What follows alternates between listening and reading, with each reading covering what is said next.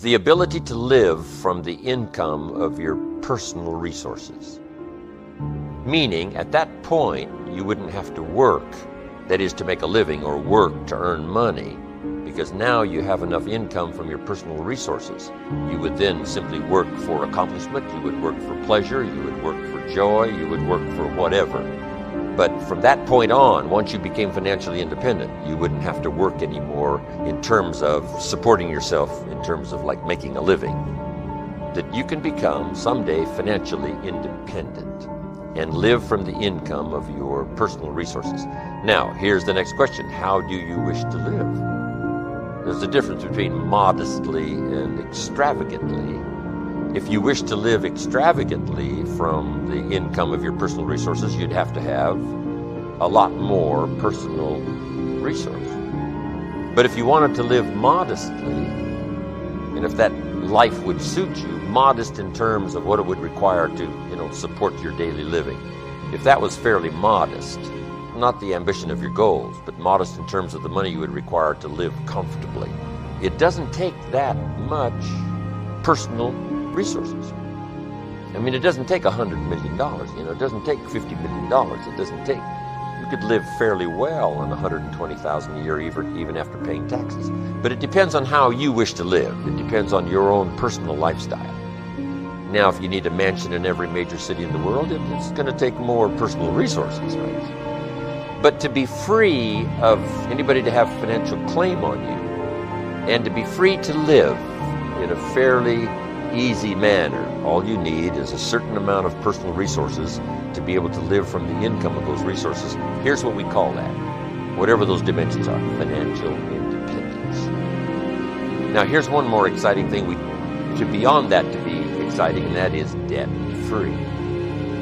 To where no one has a claim on your personal resources. Economics is major. Putting together your economic plan.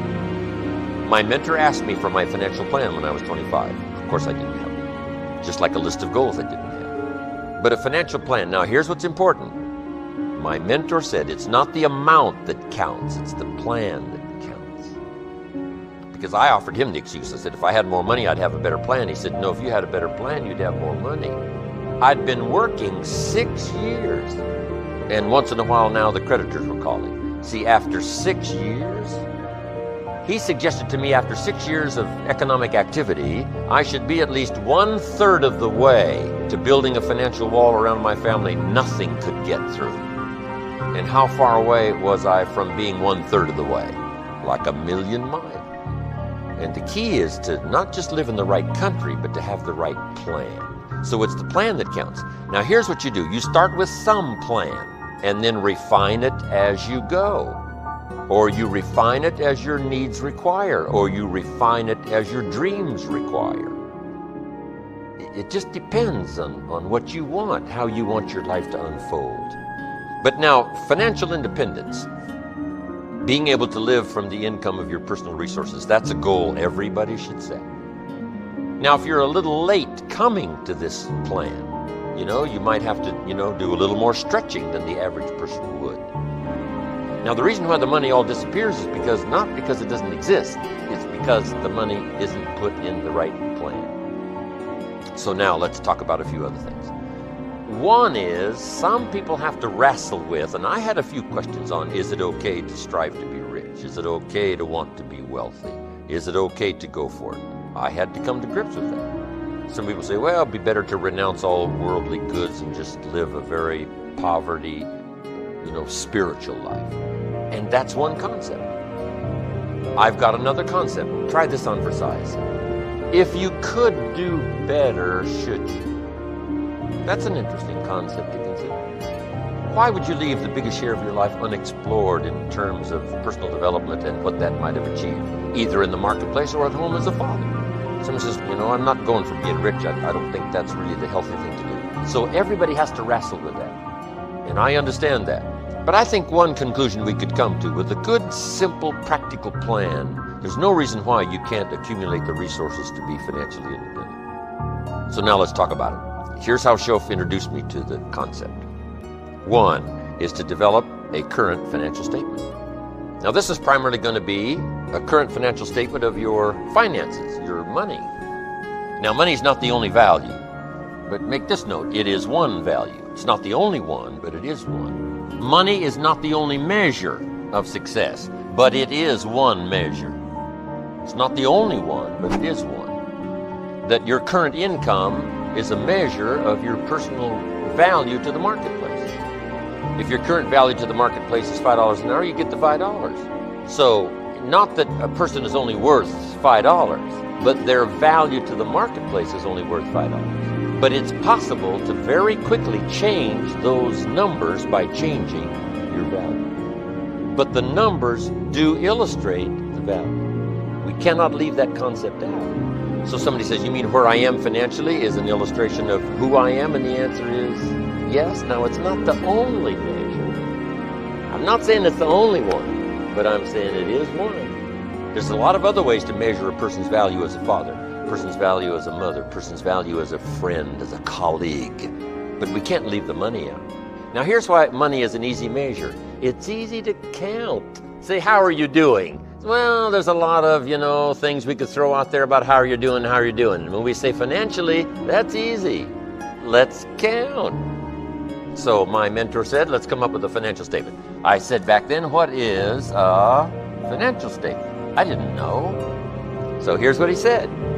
You take a piece of paper, draw a line down the center. Over here, you list all of your assets. Everything you can think of that you have that's got value. And then we add this up, the total. Whatever you've got. Your bicycle, whatever you've got. Put it on here, put some value on it. That's the total of your assets. Now over here's your liabilities. Here's what you owe. And you make this list. So I started putting this together. I said, well, if I do this, it's not going to look that good. He says, it doesn't matter how it looks. It matters whether or not you do it. He said, let's take a picture of where you are currently. As bad as it may be, or as good as it may be, let's take a picture after 6 years. And these are called what? The facts. So I thought, well, okay. He said, you don't have to publish this in the paper. This is just for you. So I started putting my liabilities, my parents that I'd borrowed money from, budget finance, and the whole bit. Now assets. Now I am embarrassed. I even put my shoes on here. Salvation Army give you what? $4 for your shoes. Can you imagine the trauma I went through now putting together my first financial statement after 6 years? And he said, if you would have taken this picture much earlier, you probably would have done something about it. So this is what you must affirm now. This is the truth. This is where you are. This is not everything in your life, but this is where you are financially. So then he said, we subtract assets, liabilities from assets, and we come up with current net worth. Now, it's not your total net worth now, I keep emphasizing. It's your net worth financially. And you can imagine my picture did not look very good. Now, here's what he said. Let's start changing this picture. And the change you want in the picture is what? For the asset values to start going up and these numbers to start coming down. And that starts increasing your net worth. Guess how quickly you can do this? Almost immediately. And he said, you cannot believe the excitement of almost daily changing your net worth. Daily change your net worth. Number one, your self-esteem starts to go like this. It's unbelievable. You've got to do this now. Put together your own current net worth, whatever the picture is. Don't need to show it to anybody. It's just for you and your information. Now let's come to what I teach kids. What should a child do with $1? Where do you suppose someone's financial journey begins? A child with $1. That's where it starts. Now, what road is this child with $1 going to go down? It all depends. It depends on what they've been taught. It depends on what they've been taught, the disciplines of developing a plan for the future. It all depends which road this child chooses. And one of the great illustrations of choosing the wrong road is doing the wrong things with the early resources. Well, what if this child spends the whole $1? Let me give you a clue. That is the wrong road. You say, well, it's only a child and it's only $1. No. And if a child has $1, however he earned it, however he got it, You've got to say to the child, now don't spend the whole dollar. They'll say, why not? It's my dollar. I said, I know it's your dollar. I earned it. I know you earned it, but you can't spend the whole dollar. They'll say, why not? So you take them to the other side of town and show them where people live that spend the whole dollar.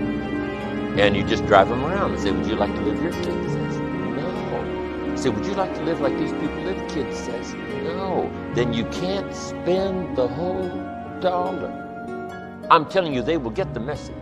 It only takes one visit. Now, if you already live there, just show them around.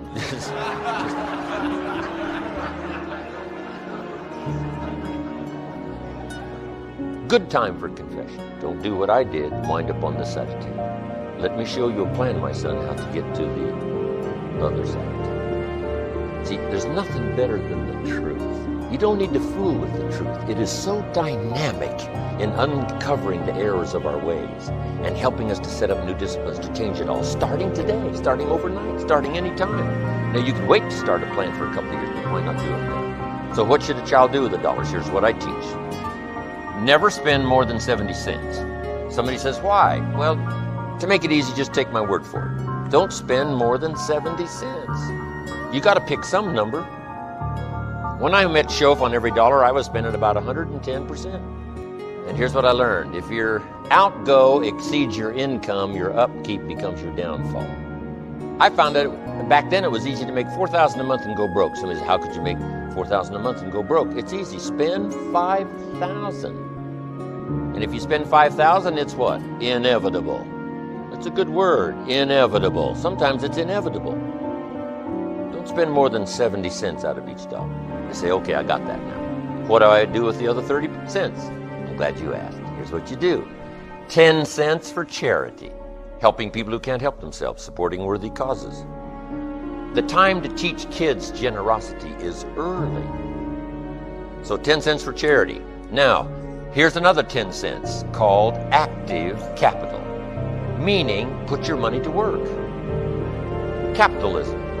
And kids can learn to buy and sell. My old illustration way back on the old tapes was buy a bottle of soap for $2 and sell it for $3. Who can do that? Any kid can do that. Go next door, knock on the door. Ms. Jones, my mama uses this soap. I think you'll find it real interesting. It's only $3 a bottle. She says, well, Johnny, I've already got plenty of soap. He says, you better let me come in and check.